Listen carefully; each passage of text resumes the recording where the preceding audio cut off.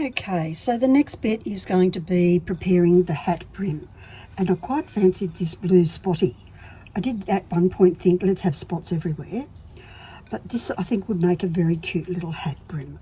So it's a very similar approach to most of the videos I've done with these, which is cut the plate in half, in quarters, then maybe in eighths, depending on what size it is when you get there. Remembering Monte lips, point them in the direction you want to cut on the edge of the plate. Keep your fingers crossed for the first cut because you have no idea where it's going to go. Oh, fantastic. That means this plate, what is it made out of? Oh, made in England. What, everything in England cuts beautifully. It's a Conway. I wonder if that means anything. Right, and then we cut it in half again. So we'll cut this bit in half and then in half again. So I'll go away and cut up the brim of the hat. The tip here also, I should have mentioned earlier, is that you can use this to create the beard pieces that you need. So lovely brim and whatever's here for the beard. You might have a spotty beard or a stripy beard, and it's still the feather cut where you do this along the edges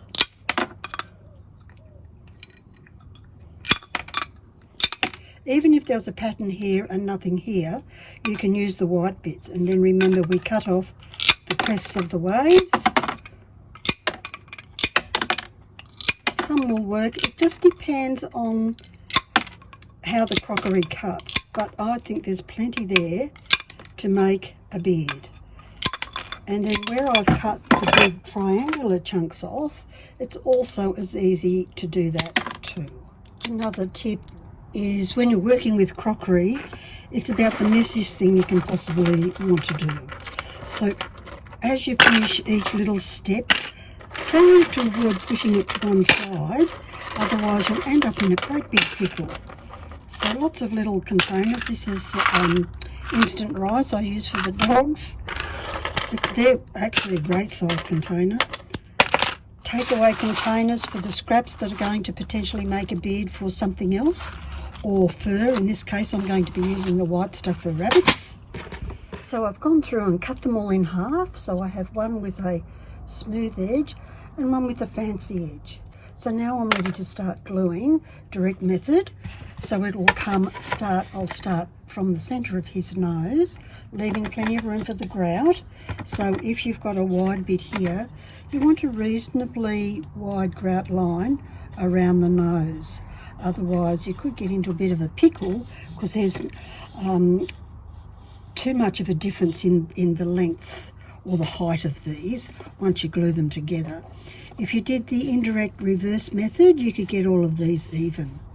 But what's really nice about Picassiette is it isn't that precise. I quite like the rustic feel of it.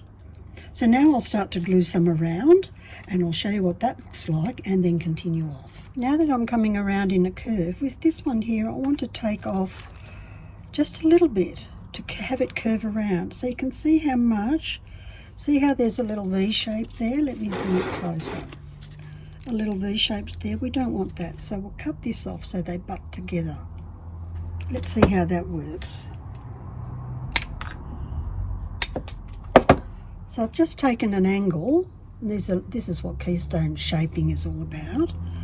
And then it makes it the perfect fit, because we do want our grout lines to be all roughly the same size as we're going around the brim. And then when we go to turn around in this direction, we'll need to do some more tricky bits. So I'll come back to you when I get to this bit here. Now we want to turn the corner, so I'm flipping this upside down. So now the smooth edge is on this side.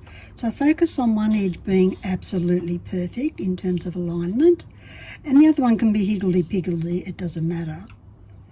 But that's just me, that's a part of my style. So I'm doing a flip one and then a cut one, or maybe flip two and cut one. Yes, that's what will happen. We have to follow the curve. So you can see that curve quite well. And it might be that you do another flip to get it straight before you do a curly cue around. And that's exactly what I'm going to do. Another flip. And then here, we need quite a different shape. So we grab one of these and we cut on both sides.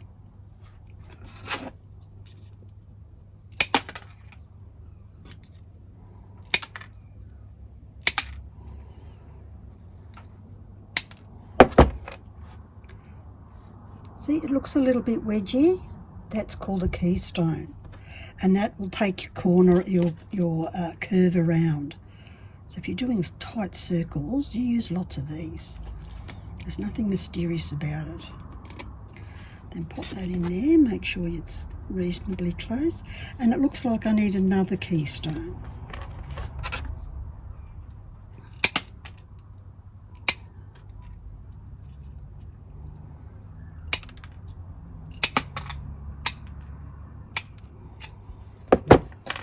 And then it'll be a straight line.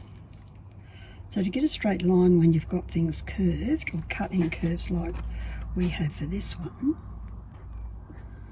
the trick is to swazzle or flippity-doo. So we have one pointing in this direction, this will show the flip, and then the next one in that direction. You end up with a straight line. So I'm going to get the rest of the bits that I've just cut the tops off with the occasional spot on them to finish off the back, and then I'll come back to you and we'll look at that in detail.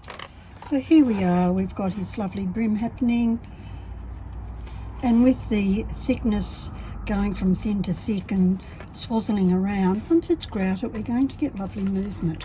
So you can see how we just cut the shapes to fit that space on the curve that's on a curve, and we'll just set that aside to dry. Close up some of these gaps where they are too big, or well, you ease them around. This is what dressmakers do. They ease the sleeves in so there are no gatherings. There we go. How are we going, Pippin? Plenty of room for the beard. We want some whiskers out here. We could have made his face even fatter. I might make the next one with a fatter face. How cool is that? Looking cute already. I hope you're excited.